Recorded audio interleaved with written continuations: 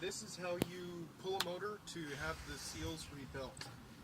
Very first and foremost, you want to make sure your timers are off so that the pump isn't running while you do this. And this pool has a sub panel, but some pools you'll have to go find the main electrical panel.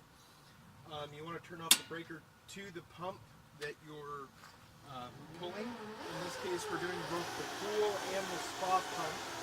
So I'm going to turn the breakers off for those. And then just verify that your timer isn't moving. Make sure that there's no power going to the motor so that nothing tries to turn on while the motor's going.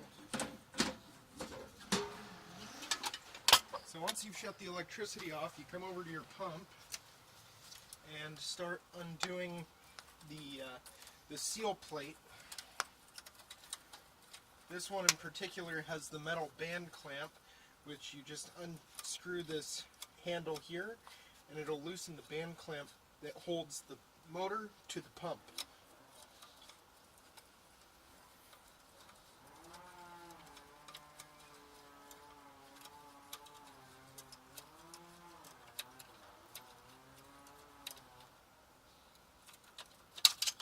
Once you've gotten the handle off, you take this metal band, and sometimes you'll have to take a screwdriver to just pull the band off of the housing, because they do get pretty tight over time.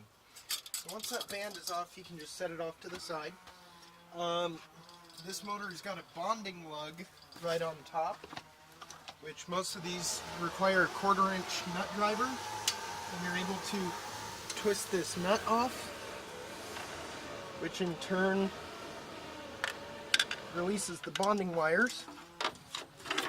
So your motor is now free from the pump. With the seal plate separated from the housing, you're able to grip the motor in the back and separate it directly from the pump itself.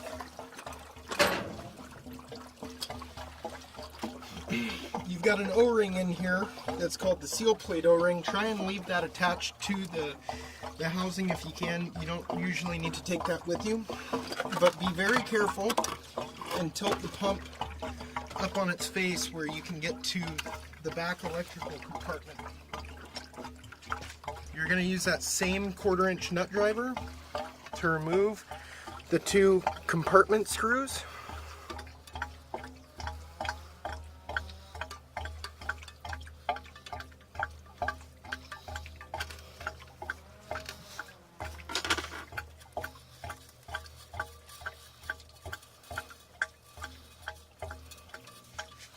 Once the screws are loose, you can pop that compartment off.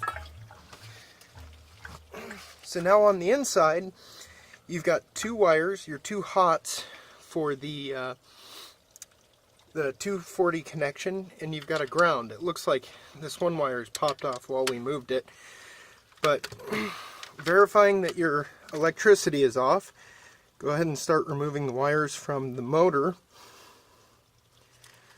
Starting with the ground. Like I said, it looks like this one is popped off while we move the motor. That'll happen sometimes if the screws aren't on there very tight. You're going to want to use a screwdriver, or in some cases you can use this 1/4-inch nut driver if it's a newer motor.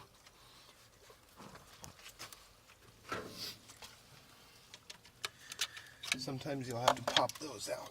So once the 3 wires are removed, you'll go ahead and undo this collar nut on your liquid tight fitting.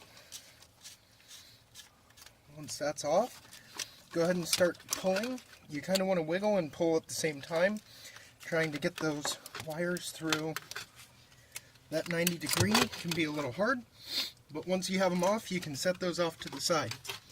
Now your pump is free. Your motor is free. You can take this out and take it in to be rebuilt. When you take it in, just make sure that you put that compartment housing back on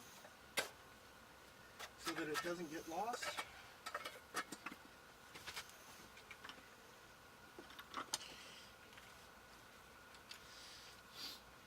those screws a little bit so they don't fall off.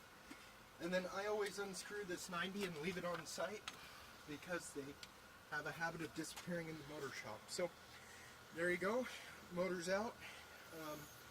Shoot another video for putting it back in.